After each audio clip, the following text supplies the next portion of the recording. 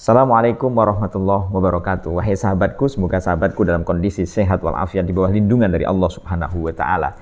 Di sini saya ingin menjelaskan tentang motivasi kita atau memotivasi supaya kita mensekolahkan atau mendidikkan anaknya di pondok pesantren. Terutama karena di pondok pesantren itu kita akan belajar ilmu agama dan kita akan diberi keteladanan oleh sang kiai bagaimana berakhlakul karimah dan juga menjalankan ajaran agama Islam.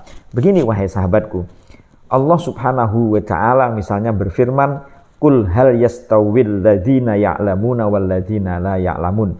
Adakah sama antara orang yang berilmu dengan orang yang tidak berilmu? Pertanyaannya begitu. Jawabannya pasti tidak sama.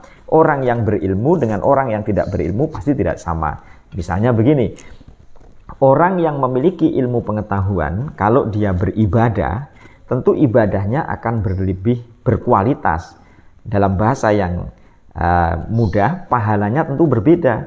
Orang yang sholat, dia tahu kenapa dia harus membaca Fatihah, dalilnya apa dia harus membaca Fatihah. Misalnya Fatihah dianggap sebagai rukun dan dia tahu, dibanding orang yang tidak tahu. Misalnya, kenapa kok Sami Allahu liman hamidah tidak Allahu Akbar sebagaimana takbir intikal yang lain misalnya. Dia tahu, dalilnya tahu, argumentasinya tahu. Tentu pahalanya akan lebih banyak dibanding orang yang tidak tahu gitu. Qul hal yastawil ladzina ya'lamuna wal ladzina la ya'lamun. Katakan wahai Muhammad, apakah sama orang-orang yang memiliki ilmu pengetahuan, yang mengetahui, yang memiliki ilmunya dengan orang yang tidak mengetahui? Tentu kan berbeda. Qul hal yastawil ladzina ya'lamuna wal ladzina la ya'lamun. Itu pertama.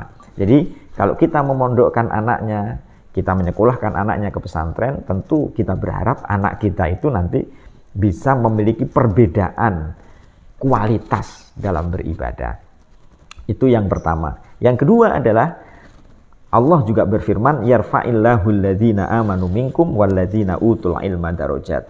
Allah akan mengangkat derajat orang-orang yang beriman di antara kalian dan orang-orang yang memiliki ilmu pengetahuan. Artinya, orang yang memiliki ilmu itu oleh Allah derajatnya akan diangkat.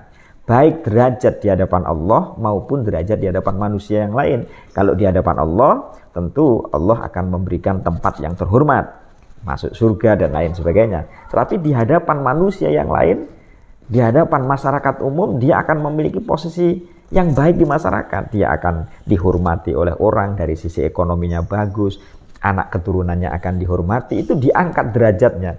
Dan kita yakin bahwa orang-orang yang memiliki ilmu agama yang baik, dia akan memiliki posisi yang baik di masyarakat. Dia akan memiliki tempat yang baik di masyarakat, begitu loh. Tapi kadang ada sebagian orang yang kadang dia tidak terlalu yakin dengan urusan ini. Kadang dia menjadi seorang santri lalu dikatakan oleh orang lain, nanti kalau kamu jadi santri kamu mau jadi apa? Lulus itu mau jadi apa? Itu yang belum ada keyakinan dalam diri kita ini.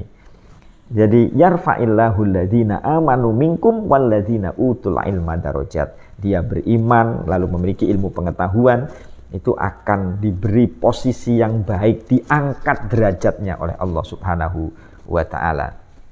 Yang ketiga, may yuridillahu bihi khairan yufaqihu fiddin.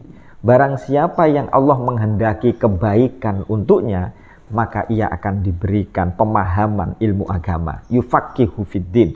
Artinya apa wahai sahabatku? Kalau misalnya kita ini sudah berada atau sudah menyekolahkan anaknya di pesantren atau kita sudah di pesantren, itu berarti kita itu dikehendaki oleh Allah untuk menjadi orang baik.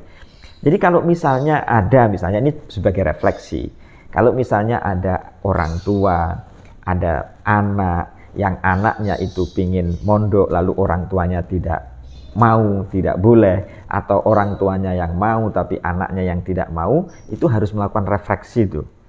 Jangan-jangan saya ini tidak dikehendaki baik tuh oleh Allah. Kenapa kok begitu ya?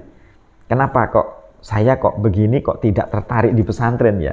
Kenapa anak saya kok tidak tertarik di pesantren ya? Nah, itu harus berdoa kepada Allah supaya Allah menghendaki kita ini menjadi lebih baik. Nah, supaya cara Allah memilih kita untuk menjadi yang lebih baik, kita tentu harus konsultasi. Jangan kita diam saja. Supaya Allah menghendaki kita ini lebih bagus, Nah, kita harus berusaha. Misalnya berusaha dengan cara bertanya, nanti kalau saya di pesantren, nanti kira-kira gimana pembelajarannya? Gimana? Nanti bertanya kepada orang yang tepat. Fas'alu ahla dzikri in kuntum la ta'lamun. Bertanyalah kepada orang-orang yang memiliki ilmu pengetahuan, in kuntum la ta'lamun, jika kalian tidak tahu. Makanya begini, kalau kita mau masukkan anaknya ke pesantren, kita masukkan anaknya mau melanjutkan, ya kita konsultasi kepada orang yang kita anggap dia mengetahui, kita anggap dia sudah berpengalaman, kita anggap dia sudah malang melintang kemana-mana dalam hal pendidikan. Kita tanya, kalau nanti masuknya gini seperti apa ya, kalau nanti gini seperti apa ya, gitu. Karena banyak di antara kita itu yang memasukkan anaknya itu karena orientasinya adalah orientasi ekonomi. Problemnya adalah apakah itu salah kalau orientasinya ekonomi? Tentu dalam agama orientasi pendidikan yang berorientasi ekonomi itu tidak dianjurkan. Kenapa? Karena nanti dia akan menyesal ternyata apa yang dia lakukan tidak sesuai dengan tempatnya. Orang istilah para kiai itu mengatakan begini, kalau misalnya seseorang itu menanam padi, maka rumput akan tumbuh gitu. Tapi kalau orang menanam rumput, itu belum tentu padi akan tumbuh. Maksudnya kalau orang belajar ilmu agama, nanti urusan yang lain, urusan ekonomi, macam-macam akan ditata sendiri tuh sama Allah Subhanahu wa Ta'ala. Dan kalau dia menjadi orang kaya, uang yang dia punya itu loh, ekonomi yang dia punya itu loh, tidak akan menjadi laknat bagi dirinya karena dia mampu memanfaatkan harta yang dia punya. Tapi kalau dia tidak memiliki ilmu agama, nanti harta itu malah bisa-bisa malah nanti akan menjadi pertanggungjawaban di hadapan Allah yang agak susah gitu. Karena itu kalau dia punya ilmu agama, lalu dia punya rizki banyak, dia menjadi orang kaya, dia bisa mengatur ekonomi itu. Ekonomi tidak menyebabkan dia lupa untuk beribadah kepada Allah Subhanahu wa Ta'ala. Tujuan ekonomi, dia punya ekonomi itu untuk apa? Kekayaan yang dia punya itu untuk apa gitu. Jadi mayyuridillahu bihi khairan yufaqihu fiddin.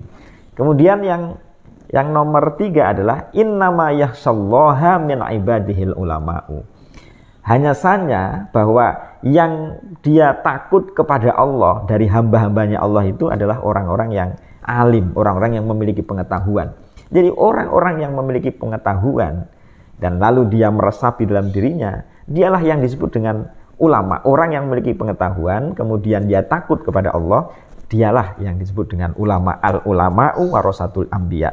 Berarti begini, orang yang memiliki ilmu pengetahuan, yang ilmu pengetahuannya itu semakin dekat atau mendekatkan dirinya kepada Allah. Ilmu pengetahuan membuat dirinya dekat kepada Allah. Membuat dirinya itu menjadi hamba yang sesungguhnya dari Allah Subhanahu wa Ta'ala, maka dia inilah yang disebut dengan ulama. Contoh begini, kalau misalnya dia belajar ilmu agama, misalnya naha Rasulullah Shallallahu Alaihi Wasallam ayyasrobar rojul qaiman. Rasulullah itu melarang seseorang minum sambil berdiri misalnya. Karena dia memiliki ilmu pengetahuan, dia tuh berusaha itu mencari. Kenapa kok Rasulullah melarang orang minum berdiri sambil berdiri? Setelah dicari, ternyata ini menjalankan perintah Rasulullah. Kemudian secara medis, secara ilmu kedokteran, ternyata nanti itu bisa mempengaruhi ginjal. Nanti ginjal itu ada sesuatu dalam ginjal itu, kalau kita minum saringannya itu kalau berdiri dia menutup sehingga kerja ginjal menjadi berat. Tapi kalau kita duduk maka dia membuka, akhirnya kerja ginjal menjadi ringan. Artinya kalau dia tahu ini loh wahai sahabatku, dia tahu argumentasi ini loh wahai sahabatku, tentu dia akan mengatakan subhanallah, dia akan mengatakan luar biasa, agama itu ternyata telah dituntun oleh Allah Subhanahu wa Ta'ala. Agama itu membuat orang lain menjadi baik, menjadi khusyuk, menjadi tawadhu, ya, kemudian menjadi tadarru, itu khudu, tawadhu, khusyuk, itu karena dia memahami ilmu agama. Innama yakhshallaha min ibadihil ulama. Yang takut kepada Allah itu adalah orang-orang yang memiliki ilmu pengetahuan. Akhirnya orang mengatakan begini, siapakah ulama itu? Ulama adalah orang yang memiliki ilmu pengetahuan, yang ilmu pengetahuan itu membuat dirinya dekat kepada Allah gitu. Kalau misalnya dia mau korupsi misalnya, karena dia tahu ya Allah, ternyata ada Allah yang melihat saya. Akhirnya dia jadi takut, nggak jadi korupsi gitu. Dia mau mencuri, dia ingat dia mau berbuat dosa, ingat Allah itu kan selalu lihat kita dimanapun kita berada tidak ada yang tersembunyi dari Allah. Hati yang kita pikirkan di dalam hati saja, kita angan-angan dalam hati saja, kita niatkan dalam hati saja, Allah tahu gitu. Wah, kalau begitu saya akan berniat yang bagus, berazam yang bagus, bercita-cita yang bagus karena Allah tahu gitu. Itulah yang membuat orang yang memiliki ilmu pengetahuan dia akan dekat dengan Allah, dia takut mau melakukan sesuatu yang tidak disukai oleh Allah, maka dia disebut ulama. Itulah wahai sahabatku, dan jalan yang paling mudah menuju surga adalah jalan mencari ilmu. Ayo kita semangati anak-anak kita untuk di pesantren, dan diri kita juga kita semangati untuk menyekolahkan anak-anak kita di pesantren atau di tempat-tempat ilmu agama diajarkan dan ilmu agama dipraktekkan, dan kita mengerti teladan-teladan dari para guru-guru kita. Semoga bermanfaat. Assalamualaikum warahmatullahi wabarakatuh.